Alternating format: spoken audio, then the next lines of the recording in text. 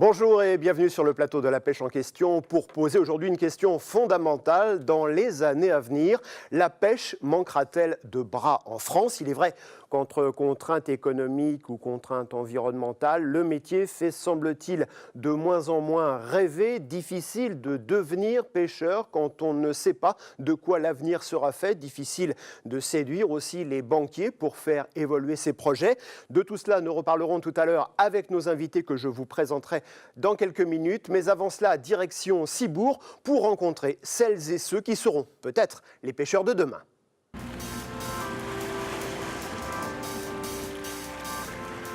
En France, plusieurs milliers de marins-pêcheurs sortent chaque année des écoles de pêche françaises. Autrefois, le métier se transmettait de père en fils. Mais aujourd'hui, marin-pêcheur est un métier qui s'apprend dans les 12 lycées professionnels maritimes recensés en France. Depuis quelques années, les jeunes se désintéressent de plus en plus d'un métier réputé difficile et dangereux. Diminution de la ressource et baisse de rentabilité des navires de pêche n'incitent pas les jeunes à s'engager dans une profession à risque. Les pêcheurs sont moins nombreux qu'avant, la profession de plus en plus réglementée et de plus en plus technique. Alors la pêche française a-t-elle encore un avenir? Les jeunes peuvent-ils facilement s'installer à leur compte? Les formations dispensées sont-elles adaptées aux nouveaux enjeux économiques? Nous allons découvrir la réalité d'une filière en pleine mutation.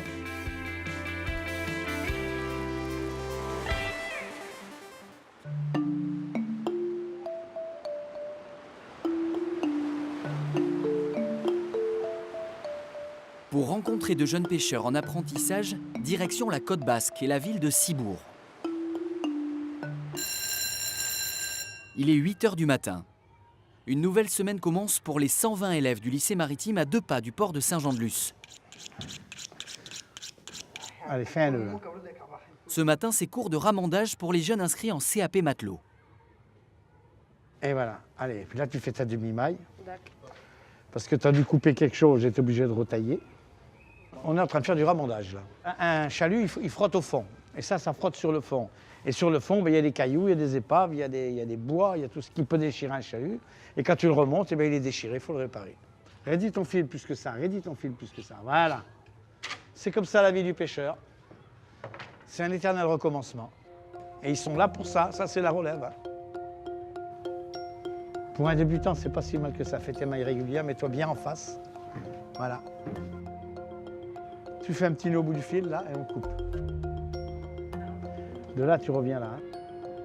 Et là, tu passes entre les deux. Non. Hop, Apprendre voilà. à réparer les filets, mais aussi comprendre la météorologie, les communications radio, mais aussi la vente du poisson.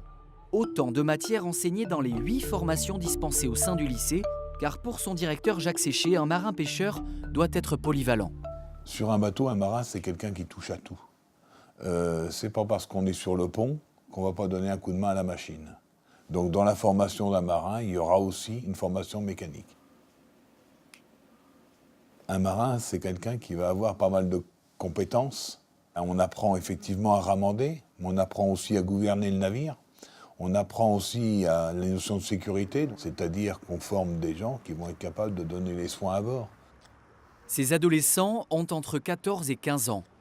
Beaucoup d'entre eux n'ont jamais mis les pieds sur un bateau. Cette formation va leur permettre de découvrir toutes les facettes du métier.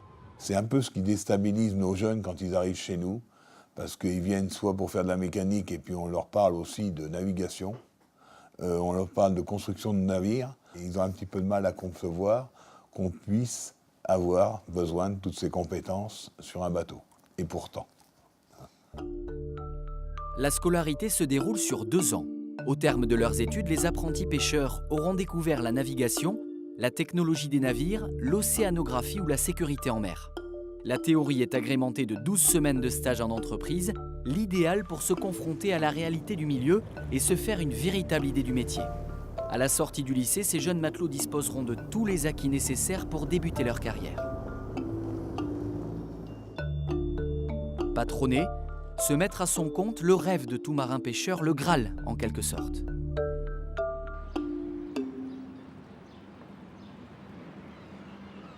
Nous partons sur le port de Saint-Jean-de-Luz, retrouver justement une ancienne élève du lycée maritime. Alice a 23 ans. Cette ancienne élève du lycée de Cibourg vient d'acheter son premier bateau. Sans cette formation, elle n'aurait jamais pu démarrer dans la vie active.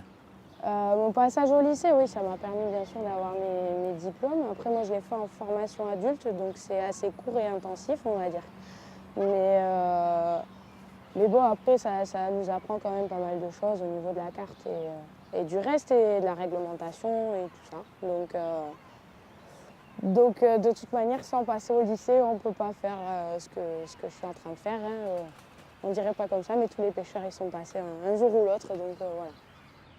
Diplôme en poche, il reste à se lancer. À quelques jours de prendre la mer, Alice appréhende ce moment. Mais elle compte sur le soutien de son compagnon. Ils ont acheté le bateau à deux et veulent partager ensemble cette aventure professionnelle. Je ne me suis pas lancée toute seule, donc forcément ça aide aussi. Et les appréhensions que je peux avoir, et même si j'ai un petit peu peur des fois et que j'ai des doutes, j'ai quand même donc mon compagnon qui est avec moi et qui me rassure un petit peu et qui est là aussi pour me montrer ce qu'on doit faire et ce qu'on peut faire et pas faire sur un bateau. Il m'apprend un peu tout pour l'instant, puisque moi je me lance, ça fait pas très longtemps que je suis sur le port non plus, donc j'ai plein de choses à découvrir. Premier obstacle lorsque l'on est jeune et que l'on débute, l'argent. Alice a dû trouver 100 000 € pour acheter son bateau. Bien sûr, nous, on a demandé un crédit. Et ça n'a pas toujours été facile. On a mis longtemps à en avoir un, puisqu'on a quelques banques qui nous ont refusé. Et pour au final quand même y arriver, puisqu'on ne demandait pas non plus un très gros crédit. J'ai quand même mes parents qui se sont portés caution ici. Après, bien sûr, nous, on espère pêcher le plus possible. Il faudrait qu'on arrive à gagner au moins 400 € par jour ou quelque chose comme ça, qu'on puisse payer le crédit déjà, le gasoil, la glace et puis après on verra ce qu'on peut avoir de plus. Dans quelques semaines, Alice prendra la mer pour la première fois avec un peu d'appréhension. Mais pour l'instant, le retard dans la livraison de ses filets de pêche la cloue sur le quai. Pour l'instant, le moment que j'attends le plus, c'est de relever mes premiers filets et de voir déjà ce qu'il y a dans mes filets et puis en plus d'apprendre ce métier-là que pour l'instant je ne connais pas. Ma crainte la plus forte, on va dire, c'est qu'on ne s'en sorte pas avec le bateau. On va tout faire pour, quoi. Alice doit encore patienter. Dans quelques semaines, son tour viendra. Partir en mer au milieu de la nuit, comme le fait Dominique Dirassard depuis 18 ans. Cette figure du port de Saint-Jean-de-Luz, habituée à poser ses filets en solitaire, peut compter aujourd'hui sur un jeune compagnon.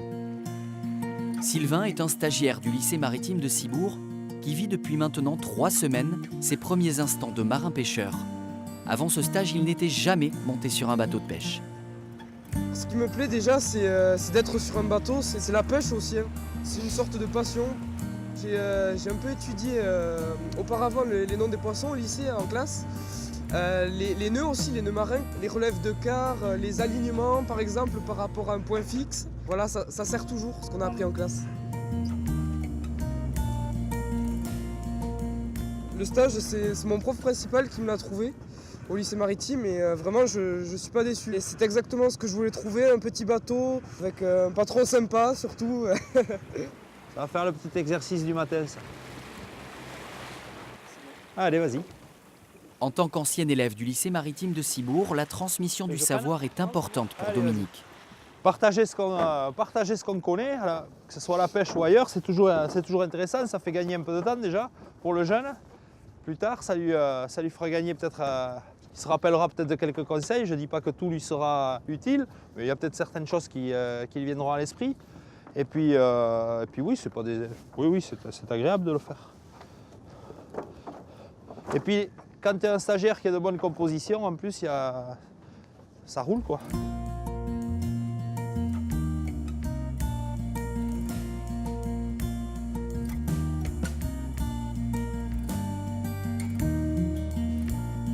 Moi, j'appellerais son stage un petit peu stage découverte, à savoir que c'est son premier stage. Il démarre à l'école de pêche. Si tu veux, il n'a pas une idée précise déjà de ce qu'il fera plus tard. Si c'est la pêche, quel type de pêche, il faut essayer de lui donner une bonne image du métier, quoi.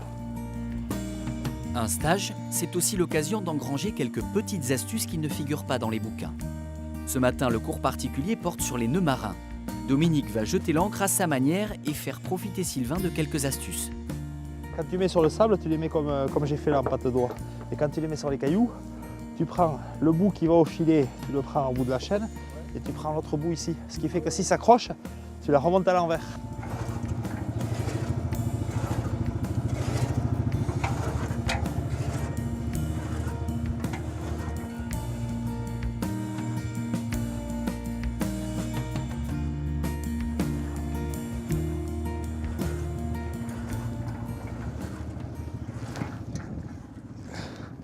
Ah, ça va pas le faire là.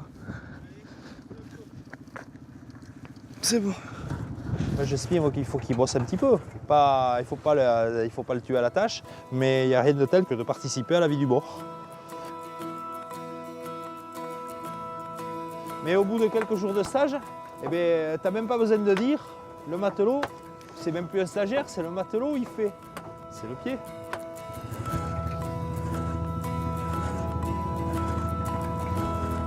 Serein, Dominique prend même le temps de répondre au téléphone pendant que Sylvain est à la barre.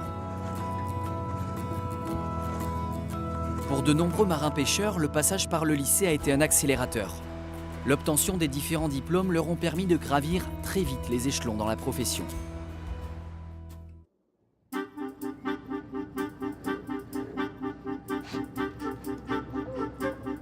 Guillaume Schoss en est un bon exemple. Matelot pour différents patrons pendant plusieurs années, il est aujourd'hui seul aux commandes de ce bateau. Une grosse responsabilité sur les épaules. Il est 4 h du matin et accompagné de Marco, son matelot, il part jeter les lignes direction la fosse de Cabreton. On ne connaît pas forcément bien la mer, on ne connaît pas forcément bien le bateau, pas assez d'expérience. Et puis bon, même la mer, ça ne se connaît jamais, on va dire. Et c'est quand même beaucoup de responsabilités. Un patron qui te laisse à la barre de son bateau, voilà, ça implique beaucoup de choses. C'est quand même un milieu, voilà, il fait noir, on part le matin, il fait noir, il n'y a que des lumières, il faut faire attention à tout. On ne voit pas ce qu'il y a sur l'eau, il y a des bouts de bois des fois et tout ça. Donc voilà, c'est quand même, faut quand même essayer de rester le plus attentif possible. J'ai quand même 34 ans, je ne suis pas très jeune, j'ai commencé la pêche tard, j'ai commencé la pêche il y a 5 ans de ça. Tous les matins je me lève pour aller faire mon travail, ce que j'aime. J'ai eu la chance de tomber sur un patron qui me fait confiance à me laisser la barre de son bateau. Il faut être à l'heure le matin, il faut essayer de bien poser les lignes et puis que ça se passe bien pour que justement on ait le maximum de chance pour nous pour avoir du poisson.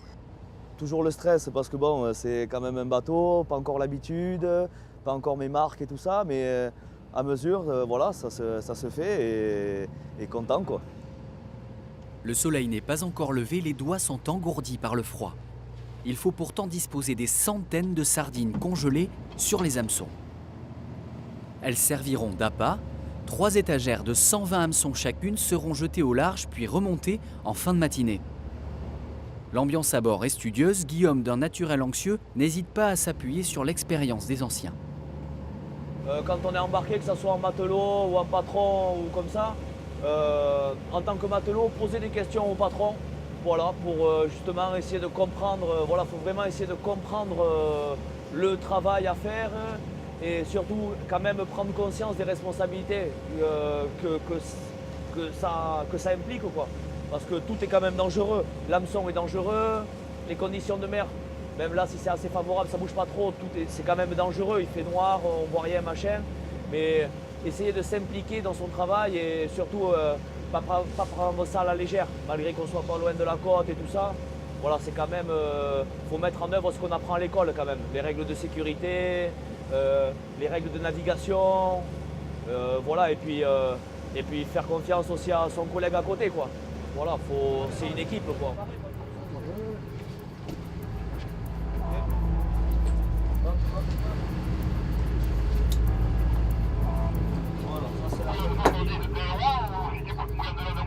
Un premier appel radio vient perturber la routine de nos 2 marins. Un pêcheur s'est installé à l'endroit où Guillaume était censé jeter ses premières lignes sur les conseils de son armateur.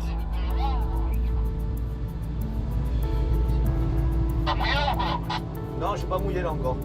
Il va falloir jouer des coudes, Guillaume est tendu car les places sont chères. Non, en fait, suivant le courant et tout ça, l'endroit où on pose les lignes, des fois on finit pas forcément au même endroit. Exemple, là on est arrivé sur zone, le patron m'a dit qu'il fallait que je pose à un endroit. Et effectivement, en fait, il y avait déjà un bateau sur zone qui était en train de poser où j'aurais dû poser, commencer quoi.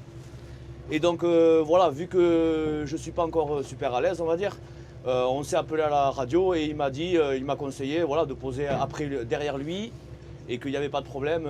Voilà, donc bon, on a fait comme ça et on verra bien.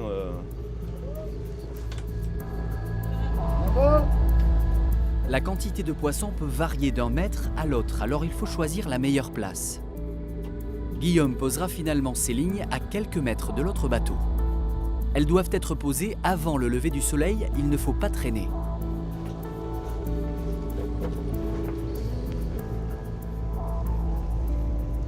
Et pareil, après j'ai mouillé grand fond. Guillaume prend tout de même le temps de se rassurer en prenant conseil auprès d'Imanol, son patron resté à quai.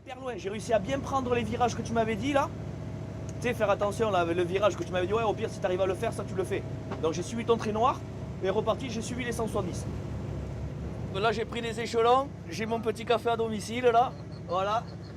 Merci matelot. Le café à peine avalé, la pêche peut commencer. Après avoir suivi différents caps pour poser ses lignes et augmenter ses chances de prendre du poisson, Guillaume commence à les remonter. Premier poisson, allez. Le merlu est le poisson le plus prisé. Mais ce matin, la pêche est décevante. Quand tu la vois en l'air, la ligne comme ça, molle, c'est qu'on a cassé. Une des lignes a cassé, il faut immobiliser le bateau le temps de résoudre le problème. La pression monte lorsqu'un palangrier arrive sur les lieux pour jeter ses lignes. Et excusez, on a cassé au départ, là, tu vois, et puis là on est crochés là comme des cons, voilà. De toute façon, on est tranquille au bord, on va pas se presser. Il me met le stress d'être à côté, tu sais. Tu vois, regarde, la ligne a cassé encore. Hein. Ah là là, c'est dommage, peut-être. Ouais, voilà, regarde. Une liche. La déception est grande, mais Guillaume ne pouvait lutter face à un petit requin qui a sectionné 2 lignes, à lui seul.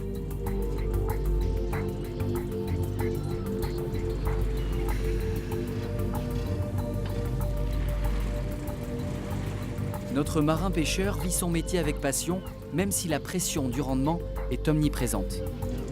Poisson encore. Ben, il y a quelques poissons, voilà, on n'est pas rentré à zéro, quoi. Ça paye rien, là. Là, on n'a même pas les cartons de sardines, même pas les sardines de payer, quoi. En plus, on paye ce qu'on appelle le rôle. C'est le fait d'aller travailler, quoi. On paye pour aller travailler, nous. Le rôle est une cotisation qui contribue pour la retraite des pêcheurs. À chaque sortie en mer, c'est une somme qui est déduite du salaire du jour. À cela, il faut ajouter les frais de gazole et le remplacement du matériel. Alors souvent, les fins de mois sont difficiles. D'avant, les anciens, ils ne voulaient pas trop que leurs enfants fassent la pêche parce que justement c'était dur, mais pas forcément physiquement. Mais c'est très aléatoire en paye et tout ça, donc forcément pour faire un foyer et voilà, évoluer dans la société de nos jours, il faut quand même un fixe. Il vaut mieux avoir une situation, même si on est en CDI, les payes sont à la part, c'est très aléatoire. Autant on peut faire des mois avec une paye normale et autant on peut faire des mois, mauvais temps, on ne peut pas aller en mer avec les petits bateaux et donc on touche 0 €. Et ça fait que tout le matin, on part déjà avec des frais, quoi. C'est comme ça, hein, c'est la pêche. Hein. Ça serait trop facile sinon. Bah, il n'est pas joli celui-là. Guillaume affiche toujours le même optimisme.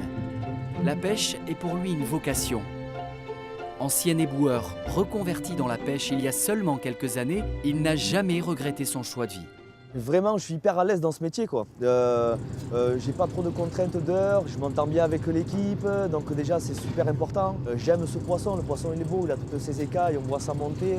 C'est nous, on a fait, voilà, c'est notre travail, quoi. C'est le fruit de notre travail, quoi. C'est super, quoi. C'est ma passion, c'est un rêve, voilà, j'y suis, je suis content. L'optimisme de Guillaume laisse entrevoir un avenir quelque peu rassurant pour la filière. 2 ans à peine qu'il est sorti du lycée maritime de Cibourg et à 34 ans, il gagne en moyenne 1 400 € par mois.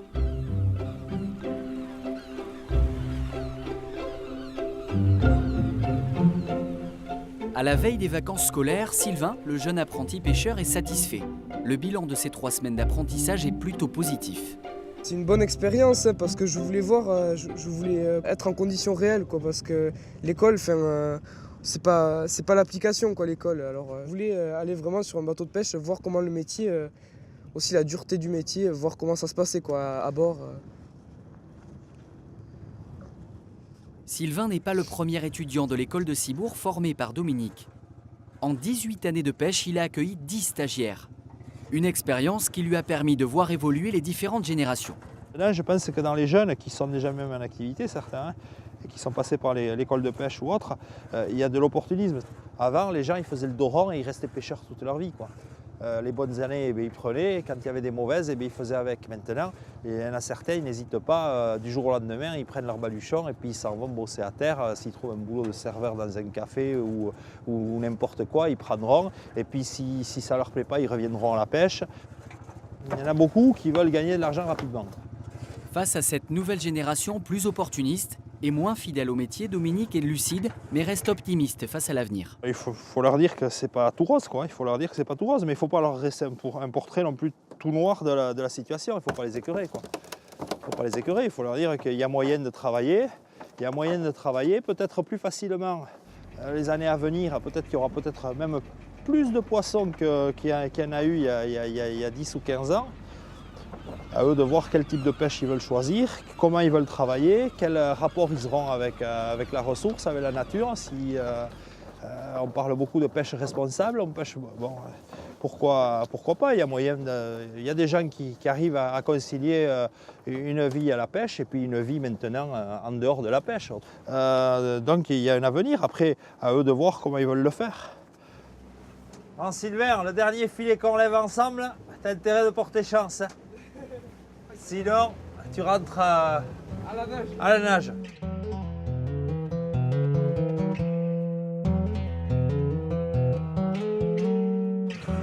Ah, je vais prendre une photo après. Pour la montrer à mes parents quand même. Mon père il rêve d'en voir une vraie. C'est quand même joli hein, comme ça. Il est 15 h. Nos 2 pêcheurs terminent la journée de pêche à la criée de Saint-Jean-de-Luz. Dernière manœuvre pour Sylvain qui va devoir regagner sa place au port tout seul. Prends-moi le milieu de la rivière. Voilà, comme ça, là, l'église, là, et après tu te mettras bien droit dedans quand tu seras au milieu.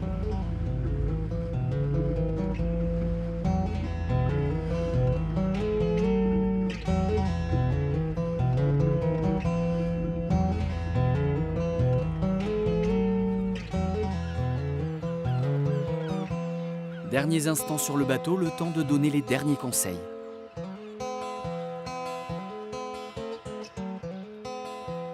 Il faut à présent trier la pêche du jour et la présenter à la criée.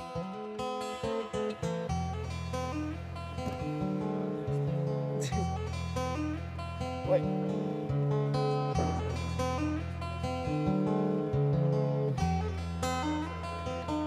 Chaque pêcheur reçoit un ticket sur lequel figure le poids de chaque lot, trié par espèce de poisson. Les enchères ont lieu le lendemain matin à 6 h. Le prix du poisson est fixé selon la loi de l'offre et de la demande. La journée est plutôt décevante pour Dominique. Avec 43 kilos de poisson, la pêche a rapporté à peine 250 €. La veille, Dominique avait vendu 110 kilos de poisson pour 535 €. Sylvain a pu toucher du doigt la fragilité du métier. Il ne reste plus qu'une année d'études à Sylvain pour décider s'il poursuit dans la pêche ou s'il choisit de s'orienter vers la marine marchande ou le commerce. Avec près de 250 pêcheurs présents entre Saint-Jean-de-Luz et Cabreton, il va devoir trouver sa place.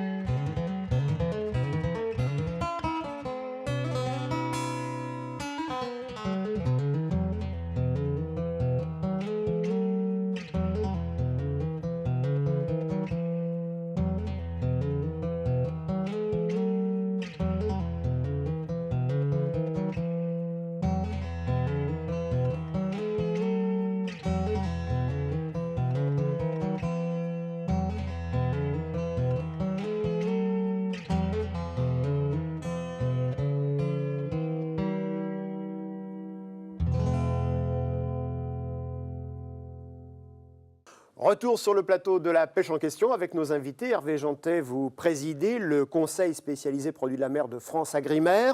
Luc Percelet, vous êtes le directeur du lycée maritime d'Étel dans le Morbihan. Et enfin Patrick Lafargue, vous êtes un jeune retraité, ancien de la pêche. Et aujourd'hui, vous présidez le comité régional des pêches d'Aquitaine. Alors tout d'abord, je voudrais qu'on revienne sur les chiffres de l'économie de la mer. Aujourd'hui, on nous dit qu'il y a à peu près 20 000 marins en France et que ces chiffres diminuent lentement mais sûrement. C'est une fatalité, Hervé Jantet ?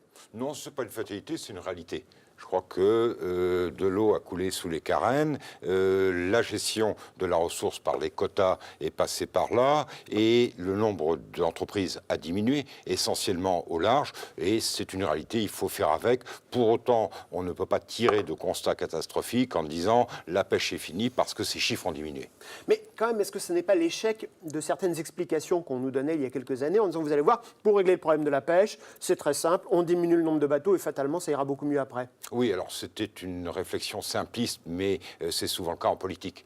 Les choses compliquées, les politiques, ils n'y comprennent rien, et surtout si c'est du travail. Mais ça a été, alors on ne peut pas dire totalement négatif, ça a servi à quelque chose, c'était nécessaire mais pas suffisant. Alors ça se passe comment chez vous, Patrick Lafargue ? Il y a aussi en Aquitaine, du côté de chez vous, à Cap-Breton ou à Saint-Jean-de-Luz, des diminutions du nombre de bateaux, de marins ? Non, au contraire, on a vu arriver des jeunes armateurs avec des constructions neuves, enfin du moins une chez nous au port de pêche à Cap-Breton, qui est situé dans les Landes. Non, je ne dirais pas ça. On a une moyenne d'âge chez nous des jeunes patrons armateurs qui va de 23 ans au plus vieux, je crois qu'il a 48 ans.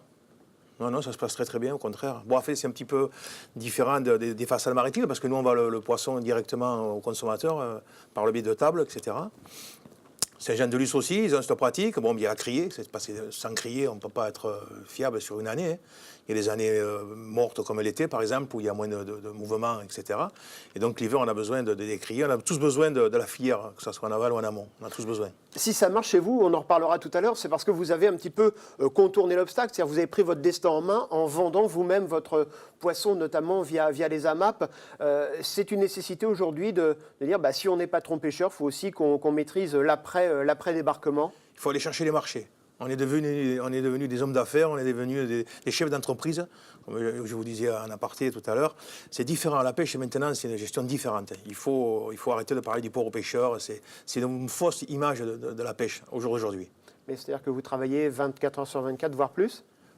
Le travail ne nous fait pas peur. Parce que vous travaillez sur le bateau, mais vous travaillez aussi après à quai pour commercialiser. Après, c'est les histoires. Les entreprises familiales se débrouillent, elles marchent très très bien, en fait.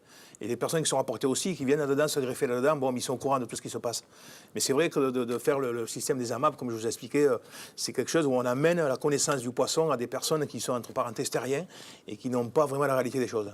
Luc Percelet, au lycée maritime d'Étel, est-ce que vous avez plus ou moins d'élèves qu'avant ? Aujourd'hui, d'ailleurs, cette année, vous en avez combien ? 190, et on est au plus haut historique pour le lycée, donc globalement les lycées maritimes font le plein, y compris pour le secteur des pêches, qui est plutôt rassurant pour nous.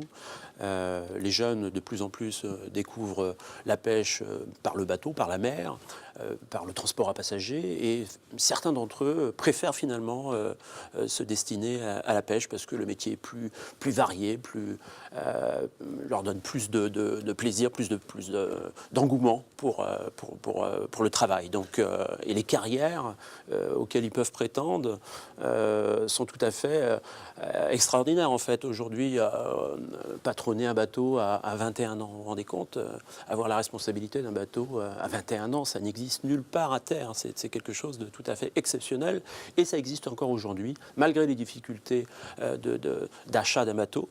Ça existe aujourd'hui, c'est possible. Donc voilà. Je disais tout à l'heure que le métier ne fait plus rêver. Est-ce que ça, c'est pas une vue de l'esprit d'un journaliste parisien ? Le métier finalement fait rêver puisqu'il y a 180 élèves chez vous. Ah, complètement. Je pense que c'est un métier encore peu connu, effectivement, du grand public. Mais quand on commence à le connaître, c'est-à-dire qu'on a mis le pied dedans, on y trouve une variété de possibilités. Vous vous rendez compte, vous pouvez travailler sur un bateau qui fait 8-9 mètres en proximité de chez vous. Vous pouvez aller au thon, dans l'océan Indien, prenez l'avion. vous allez rejoindre un bateau qui fait 100 mètres de long, qui est un bateau extraordinaire, comme vous n'en voyez nulle part ailleurs. Un tonnier océanique, c'est quelque chose, un bateau extraordinaire du point de vue de ses équipements, du point de vue de son équipage, du point de vue de son type de pêche. Donc ces carrières sont extraordinaires en développé. C'est tout à fait magique d'une certaine manière. Qui plus est, de la pêche, ensuite, vous avez accès à toute la marine marchande en réalité, puisque le métier de marin-pêcheur est celui qui est le plus complet du métier de marin. Donc il ouvre après facilement à la métier du transport à passagers, à l'offshore, au portuaire, etc. Donc tous ces débouchés sont en fait des débouchés secondaires pour un marin-pêcheur qui peut avoir une carrière courte, éventuellement à la pêche, courte, relativement courte, 10 ans, et ensuite ça peut déboucher sur une carrière supplémentaire au portuaire, parce que voilà, les conditions de vie familiale ont changé et qu'il aspire à autre chose. Et c'est possible. Et les brevets aujourd'hui maritimes sont des brevets mixtes, pêche, commerce, plaisance, ce qui veut dire qu'on peut passer de l'un à l'autre sans contrainte aujourd'hui. Et c'est une révolution d'ailleurs en termes de réforme des formations maritimes et qui a lieu d'ailleurs en ce moment et qui va encore aller dans ce sens de la mobilité entre les différents secteurs. Monsieur Lafargue, quand on parlait il y a quelques années du monde de la mer, du monde de la pêche, ça faisait rêver parce qu'on avait des images en tête. On avait l'image un petit peu lointaine de Flipper le Dauphin, encore plus lointaine de l'Odyssée du commandant Cousteau. Aujourd'hui, qu'est-ce qui fait rêver? Si je vous demandais de me faire rêver, si moi je devais vous voir, peut-être que je ferais bien marin, mais faites-moi rêver. Facile à dire. Je ne sais pas, là, c'est un monde à part, en fait. Vous n'avez pas cette envie, enfin, pas cette envie, c'est pas ça. Vous n'avez pas envie d'aller dans une usine pointée tous les matins, vous voyez, il y a quelque chose. Bon, vous partez, vous vous retournez, vous voyez le soleil qui se lève. Bon, si vous restez en mer, le soleil se couche. Et puis, à un moment donné, dans la journée, vous avez un dauphin qui va vous sauter devant. Alors, ça, c'est un peu simpliste, mais ça émerveille encore. Et puis après, il y a le métier qui veut que... Moi, la première fois que mes enfants, ils sont rentrés, puisque j'ai 2 enfants qui sont à la pêche, ils sont rentrés à l'école maritime de Cibourg, pendant 15 jours, ils ont fait de la plongée. Vous n'allez pas faire ça dans n'importe quelle... à terre, c'est pas possible. On ne s'imagine pas. Hervé Jeantet, c'est plus qu'un métier, c'est un projet de vie, finalement, quand on devient marin-pêcheur, patron-pêcheur. Oui, mais... Je pense que tous les parcours professionnels sont des projets de vie. Et quand on parlait tout à l'heure de faire rêver, c'est vrai qu'il y a d'autres métiers qui font rêver. Agriculteurs, quand on parle avec eux, ils rêvent aussi. En ce moment, je pense qu'il y a 5 millions de gens en France qui rêvent de trouver un travail. Ça fait rêver, ça aussi, de pouvoir travailler. Mais alors, si en plus, on peut allier sa passion avec une rémunération, enfin, c'est top, quoi. Et alors, vos élèves, ils viennent d'où? Ce sont des fils, petits-fils, arrière-petits-fils de pêcheurs ou pas? Alors, c'était le cas dans les années 60. À l'époque, on avait entre 50 et 60% d'enfants de marins-pêcheurs. Aujourd'hui, c'est, comme dans tous les secteurs professionnels, de l'ordre de 15-20%, à peu près. Tous les autres viennent d'autres secteurs professionnels. Alors, parfois, ils peuvent avoir été en vacances sur les bords de mer et s'être dit, tiens, la mer, ça m'intéresse, ou j'y prends plaisir déjà. Et c'est comme ça que parfois, on a des élèves qui viennent des terres, parce que... Par exemple, un élève qui vient d'Angers, oui, quand même très très loin des côtes. Exactement. Et donc, il est arrivé par les vacances, en fait, sur le lycée maritime. Et finalement, il fait marin-pêcheur. Et alors, si on devait comparer la performance d'un élève qui est issu d'une famille de pêcheurs et quelqu'un qui vient des terres, comme vous dites, quel est le meilleur au bout du compte? Aujourd'hui, la formation est devenue longue et technique. Donc, c'est un métier très complet avec des formations qualifiantes. En combien de temps? Ça dure 3 ans aujourd'hui, une formation de marin-pêcheur. Et donc, je dirais que la formation a tendance à lisser tout ça. Et je crois que le jeune qui n'est pas du milieu s'en sort tout aussi bien que celui qui est du milieu. Monsieur Lafargue, un jeune qui a 3 ans de formation, qui vient sur un de vos bateaux, il est opérationnel immédiatement? Vous qui êtes le professionnel qui voyez ça sur le terrain, même si vous êtes aujourd'hui retraité. Oui, par les stages, parce qu'il fait des stages. Après, bon, il faut qu'il soit tombé sur les bons armements et qu'il y ait la volonté des personnes qui sont à bord pour bien lui inculquer le métier. Ce n'est pas toujours le cas, malheureusement. Et bon, c'est pas Avant, c'était plus facile. Aujourd'hui, on est soumis. Alors, si on n'a pas de convention pour amener ces jeunes sur les bateaux, ce n'est pas évident. Avant, on pouvait, il y avait, comme vous disiez, le pêcheur qui rêvait, enfin, le jeune qui arrive, qui voit l'eau, il dit tiens, je partirai bien en mer. Puis avant, c'était comme ça. Vous montiez à bord du bateau, vous partiez, puis on vous faisait un livret, vous partez, vous faisiez le travail, après vous passiez. Moi, c'est comme ça que j'ai commencé. Hein. J'ai passé mon brevet de capacitaire 7 ans après. J'ai été matelot, je n'avais pas besoin de diplôme. Aujourd'hui, pour embarquer sur un bateau, il faut le CIN, le certificat d'initiation nautique, qui, pour ma part, je trouve un peu quand même difficile pour certaines personnes qui n'ont pas un niveau d'études assez fort. Ça peut les bloquer plus ou moins, mais bon, ça change, on voit, on essaye. Bon, l'administration aujourd'hui est un peu plus posée, un peu plus calme. Et alors quand vous dites que les élèves viennent notamment parce qu'ils ont fait un stage ou qu'ils sont venus en vacances, là on est dans une logique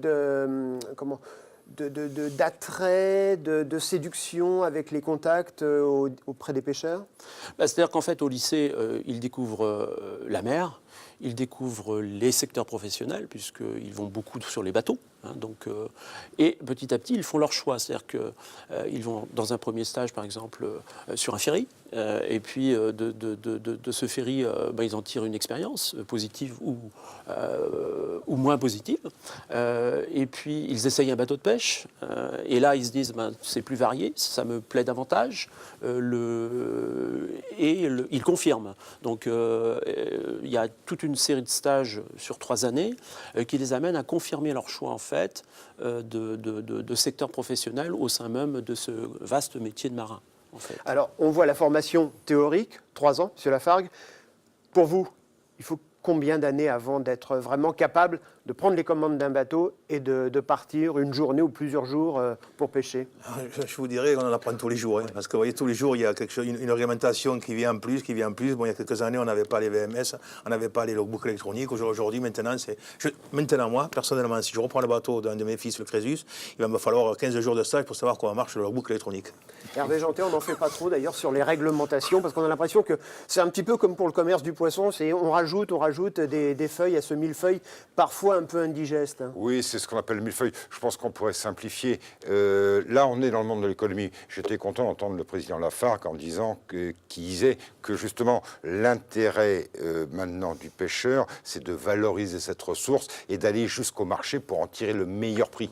Ça, c'est extrêmement intéressant. Alors, c'est vrai que l'environnement réglementaire, c'est un casse-tête pas possible. Il le disait, ne serait-ce que le simple logbook, les obligations en termes de contrôle, on pourrait simplifier tout en ne gâtant rien. Alors, ce que vous évoquez tout à l'heure sur les jeunes qui arrivent, moi, j'ai un patron qui m'a dit ça, il m'a dit 3 ans d'initiation et toute une vie pour savoir. Et c'est vrai, ça? On en apprend encore aujourd'hui? Oui, je vous rassure. Hein. Oui, on en apprend. Oui. Moi, j'en apprends tous les jours. Et puis d'ailleurs, c'est le but des formations, c'est le but de ce métier-là. C'est que moi, j'ai travaillé un petit peu à terre. Alors, je sais de quoi je parle en même temps. Je suis venu à la pêche par passion, mais j'étais petit-fils de restricuteur. Ça devait être ma destinée. Hein. Et mes enfants, comme je vous ai dit aussi, je leur ai dit, venez à la pêche, vu ce qu'on peut gagner quand même, parce qu'il ne faut pas négliger non plus qu'il y a quand même un salaire. Parce qu'on a beau avoir une passion, si on n'a pas à manger, la passion va s'estomper et puis on ira voir ailleurs. Parce qu'à un moment donné, la réalité des choses, c'est qu'il faut payer son crédit de maison, il faut donner à manger à ses enfants. Voilà. C'est la vérité. Et il faut aller là-dessus, quoi. Eh bien justement, on va parler argent. Aujourd'hui, un jeune qui sort de chez vous, du lycée maritime d'Etel, il peut prétendre à quel salaire? Déjà, une première chose, c'est qu'il est rémunéré tout de suite plein pot, si je puis m'exprimer ainsi. C'est-à-dire que son salaire va être indexé sur le chiffre d'affaires du bateau. Donc ça, c'est un premier point de différence avec ce qu'on a à terre. Et en plus, il va être considéré comme étant un salarié d'expérience, pratiquement, puisqu'il va avoir une égalité de traitement. Donc c'est tout à fait particulier. C'est-à-dire qu'on n'est pas comme dans une entreprise lambda où on évolue aux fonctions des années. On démarre tout de suite avec une part du gâteau. Oui. Qui est définie. Alors, il y a des parts plus ou moins importantes suivant qu'on est patron, matelot ou mécanicien à bord du bateau. Mais s'il est matelot et qu'il a 18 ans, il aura le même salaire qu'un matelot qui a 25 ans ou 30 ans. Et déjà, de ce point de vue-là, on est sur quelque chose de particulier.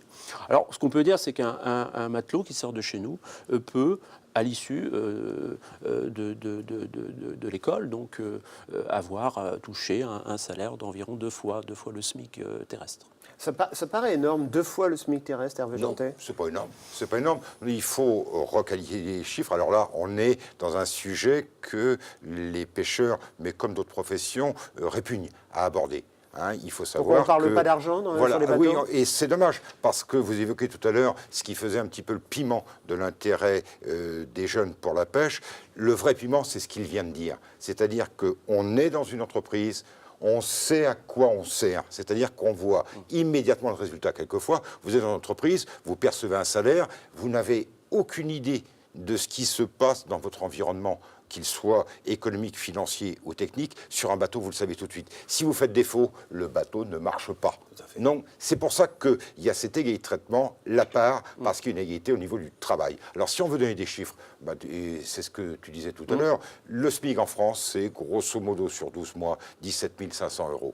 Le salaire moyen, alors je parle en brut, le salaire moyen en France, c'est 25 000 €. Le salaire moyen à la pêche, c'est 37 000 €. Il n'y a pas à rougir de ça. Alors attention, hein, on ne fait pas rien pour ça. C'est un métier qui était dur, qui est dur et qui restera dur. Mais il y a d'autres métiers qui sont durs. La boulangerie, aller travailler dans les mines, aller travailler dans les champs, c'est dur aussi. Mais là, je considère qu'il faut arrêter de se raconter des bêtises. Donc c'est encore un métier qui nourrit ses travailleurs. Monsieur Lafargue, dans votre armement, quand vous étiez à la tête de cet armement, il y avait combien de salariés ? Entre ceux qui restaient à terre et ceux qui étaient embarqués? Moi, j'ai eu jusqu'à entre 12 et 15 personnes, parce que bon, j'avais plusieurs bateaux, j'avais des personnes qui vendaient mon poisson, bon, et puis au fil du temps, bon, je me suis débarrassé de mes bateaux, mais bon, ça dépend des armements, quoi. Bon, nous, on reste une petite pêche artisanale, c'est des bateaux de 15 à 10 mètres, et c'est bon, ça bouge un petit peu, mais... et côté salaire, vous étiez dans la fourchette que donnait à l'instant Hervé Jantet? Oui, non, mais de toute façon, il faut arrêter on n'est plus à l'époque de la voile où on dit c'est pauvre pêcheur, c'est pauvre pêcheur. Il faut qu'on sorte de cette image. Et je rebondis sur ce qu'il disait. Effectivement, quand vous êtes 5 bonhommes sur un bateau, sur une entreprise de pêche, vous êtes ces 5 bonhommes, vous êtes là, vous voyez même ce que vous pouvez pouvoir évoluer votre salaire. Et là, il n'y a pas de la brebis galeuse qui traîne derrière. Alors dans une usine, vous pouvez vous cacher. Je ne dis pas qu'il se cache, hein, mais on peut, et on ne sait pas ce qu'en haut, le pacha, il fait. Absolument. Vous allez travailler. Si vous travaillez trop, on va vous dire, n'en fais pas trop. Si tu n'en fais pas assez, on va te dire, on va te foutre dehors. À la pêche, c'est différent. C'est tout le monde dépend de tout le monde. Exactement. Et on essaie de comprendre pourquoi. S'il y en a un qui ne va pas, au niveau familial, il peut y avoir des problèmes aussi. Vous voyez, c'est ça l'avantage de cette fraternité qu'on a, les pêcheurs. En dehors de la formation, j'allais dire, théorique, cette dimension de fraternité, d'entraide, de solidarité sur un bateau, ça s'inculque aussi au lycée maritime? Oui, tout à fait. On fait comprendre ça aux jeunes qui arrivent. Parce que les jeunes qui ont 14-15 ans, ils sont plutôt individualistes. Hein, c'est plutôt la génération Game Boy et iPad. Oui, tout à fait. Ils sont comme les autres. Hein. Mais en même temps, nous, par exemple, on travaille sur les stages à la sécurité. Parce qu'on fait beaucoup de stages à la sécurité. Parce que le métier, comme vous le disiez, est risqué. Et donc, on cherche à minimiser les risques en mer. Donc, on a tout un programme sur la sécurité. Et ce travail sur la sécurité, on le fait avec la SNSM locale. La SNSM, la Société de sauvetage en mer. Voilà, qui est le symbole même de la solidarité en mer. Donc ces valeurs-là sont inculquées très tôt parce que c'est eux qui assurent justement tout ce qui est, comment dirais-je, surveillance de surface avec leurs propres vedettes. Donc nos jeunes qui passent entre leurs mains, si je puis dire, au cours de ces stages de sécurité en mer et les messages des anciens qui sont souvent sur ces vedettes de la SNSM ou des moins anciens, mais enfin en tous les cas leur père leur inculque déjà les notions de solidarité, ne serait-ce que par la présence de cette vedette en partenariat tout au long de l'année. Voilà l'une des méthodes en tous les cas de travail des lycées, enfin du lycée d'Etel, mais aussi des autres lycées qui fonctionnent beaucoup avec la SNSM. Alors on voit l'aspect salarial, moi je voudrais qu'on voit aussi l'aspect patron-pêcheur. Admettons que demain, je sois pris de l'envie, après avoir une formation, bien entendu, d'être patron-pêcheur, je veux m'acheter un bateau. Ça coûte combien, Hervé Jantet, aujourd'hui, un bateau? Quel investissement je dois mettre sur la table pour m'installer, devenir pêcheur? Alors, ça dépend ce que vous voulez comme bateau. Si vous voulez, ce qu'on avait tout à l'heure, un Tony Océanique, c'est 23 millions d'euros. Oui, non, je n'ai pas les moyens, je vous le confirme. D'accord, je vais vous faire moins cher. Si vous voulez un 34 mètres, ça vous intéresse? Pourquoi pas? C'est à peu près 6 millions d'euros, entre 5 et 6 millions d'euros. Si vous voulez un 24 mètres, on va aller dans les 2,5 millions, 3 millions. Et après, on va descendre sur des bateaux qui sont relativement chers. La jeune fille, tout à l'heure, parlait de 100 000 euros pour un bateau de deuxième main. Donc, il ne faut pas oublier que dans ces métiers-là, et là encore c'est une vérité, on est peut-être dans une des filières économiques qui a le plus fort taux de capitalisation. Et ça, il ne faut pas l'oublier. Donc ça demande, alors, soit de gagner non qu'à la loterie, ou soit d'avoir des parents fortunés. Hein, c'est ce qu'on dit souvent pour les armateurs. Moi, je dis souvent, le métier d'armateur, c'est super, on devient millionnaire très rapidement, à condition de débuter milliardaire. Donc, il faut trouver donc, les financements, et les financements, logiquement, c'est la banque. C'est la banque. Mais actuellement, parce qu'il y a un discours pessimiste, vous l'avez évoqué, la ressource est ici, un discours de précaution qui a fait peur aux banquiers. Et maintenant, le banquier n'accepte de participer que s'il est sur père garantie. Il lui faut la caution du père, de la mère, du grand-père, de la grand-mère, du conseil général, du conseil régional. Et si en plus il a la banque publique d'investissement, c'est encore mieux. Donc, moi je dis, si déjà le banquier n'y croit pas, c'est même pas la peine d'y aller, quoi. Mais c'est un des nœuds du problème. On est dans une filière économique qui est une filière du siècle. Les grands enjeux de ce siècle, ça sera l'eau, l'énergie et la nourriture. On est dedans. La France, il faut peut-être le rappeler, est le deuxième pays au monde derrière les États-Unis en termes de possession maritime. On est assis sur une mine d'or, mais on ne l'exploite pas. Et là, il y a une réflexion, alors certes politique, mais aussi du côté des banquiers. Il faut savoir ce qu'on veut faire. Soit on le laisse aux autres, et à ce moment-là, on replie nos Gaules, ou soit on se retrousse les manches et on y va. Et je peux dire qu'il y a de quoi faire. Monsieur Lafargue, ça s'est passé comment quand vous avez décidé d'arrêter et de transmettre vos bateaux? Parce que vous en aviez un certain nombre. Oui, j'ai eu jusqu'à 4 bateaux personnellement, enfin l'un après l'autre, j'en ai eu 3 pendant un certain temps. Et petit à petit, avec mes nouvelles fonctions, j'ai vendu les bateaux à mes enfants. Mais je veux dire aussi que mes propres enfants ont été les propres armateurs de leurs propres bateaux. Et c'est pas facile. Même avec un père derrière qui avait l'assurance de tout, qui était bien connu, je fais partie des commissions locales du Crédit Maritime. Je travaille aussi avec le Crédit Maritime pour justement essayer d'apporter mon aide et mon expérience. C'est pas facile. Même pour mes enfants, c'était très difficile. Et comme disait mon collègue, il faut être du béton parce que bon, il faut mettre la maison en caution, etc. Et les banquiers, maintenant, ils sont très très frileux. Et ils nous demandent de plus en plus, même au niveau grammatical, sur des devis ou sur des expertises, ça devient un peu ric-rac. Il va falloir qu'ils se calment, les types, là, parce que bon, ça devient très difficile. Mais malgré tout ça, bon, nous, on essaye, les anciens, les instituts, enfin, je ne sais pas si ça existe encore, les armements, enfin pas les gros armements, les coffee-pêche comme ça, les sophie-pêche, tout ça. Oui, bon, oui. Voilà. On essaye d'aider, il faut aider les jeunes. Voilà, moi, si j'avais un truc à dire, ce que j'aimerais, je voudrais que ça passe, ça c'est un truc assez fort, c'est que la flotte, maintenant, à près de 30 ans, nous avons des jeunes qui ont 25 ans sur les bateaux de 45 ans, et c'est pas évident. Et acheter un bateau, vous avez vu les prix, vous achetez un bateau de 16 mètres, c'est 1 million d'euros, vous descendez en dessous, bon voilà, ça fait des milliers d'euros au mètre. C'est pas évident, quoi. D'ailleurs, on a l'impression un peu que le serpent se mord la queue. On dit aujourd'hui aux pêcheurs, si vous voulez une activité rentable, une activité écologiquement responsable, il faut des bateaux modernes, des bateaux qui consomment moins de carburant, sauf que ces bateaux-là, ils coûtent une fortune et il faut forcément les acheter neufs. Il faudrait que l'Europe nous aide. Bon, le dernier bateau qui a été construit encore dans ma tête, je l'ai là, c'était à Cabreton, parce que je parle de Cabreton, moi je connais que ce port, j'en connais d'autres, mais bon, au moins pour l'avoir suivi, c'était en 1991 ou 12, c'était un Beneteau, c'était le dernier bateau neuf. Moi j'ai eu une PME, par exemple, j'ai eu une PME neuve, je n'ai pas pu faire un bateau neuf parce que je n'avais pas l'argent pour le faire. Je suis parti sur l'occasion. Et petit à petit, à force de pousser les portes, j'ai réussi. Et mes enfants, peut-être qu'ils ont eu cette facilité parce que j'étais le père. Je me mets à la place de certaines personnes, comme on l'a vu dans le film, et j'en connais d'autres. J'en connais beaucoup sur Cabreton, même sur Saint-Jean, sur Arcachon, partout. Je parle toujours de l'Aquitaine, c'est ce que je connais le mieux pour l'instant. Et on essaie de les aider, quoi. Mais c'est pas facile, hein. Surtout vos élèves, quels sont ceux qui deviendront, à la sortie, forcément patron-pêcheur? Est-ce que vous avez une idée de ça? Quand on sort avec le diplôme, vous avez un taux de concrétisation, si je puis dire, de l'ordre de combien? On n'a pas de chiffre précis. Je pense que... Alors, il y a d'abord pour patronner, souvent ils patronnent en second. C'est-à-dire qu'ils sont pas propriétaires du bateau.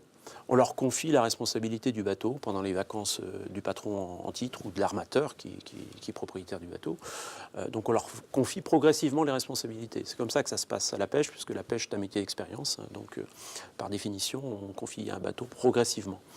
Et parfois, ils deviennent associés ensuite. Donc ils prennent une part dans le bateau, ça existe aussi. Donc c'est l'un des moyens de devenir progressivement patron.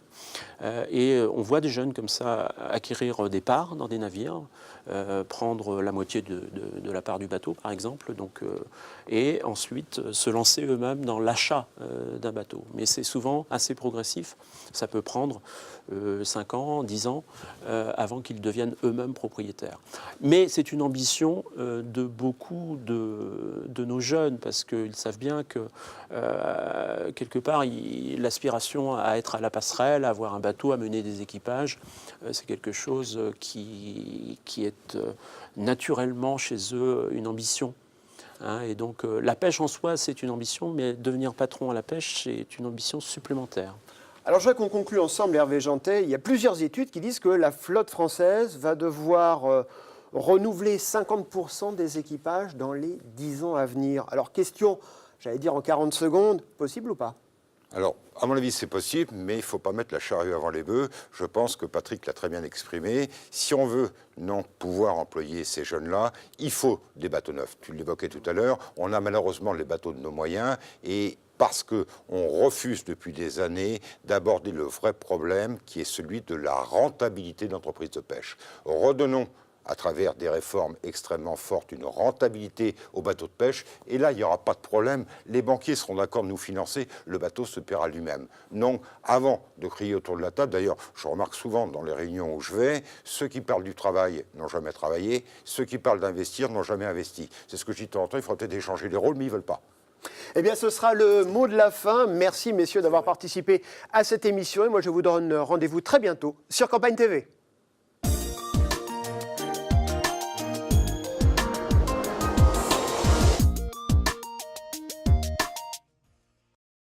Concret, quoi. Ah ouais, non, là... Il y en a tellement à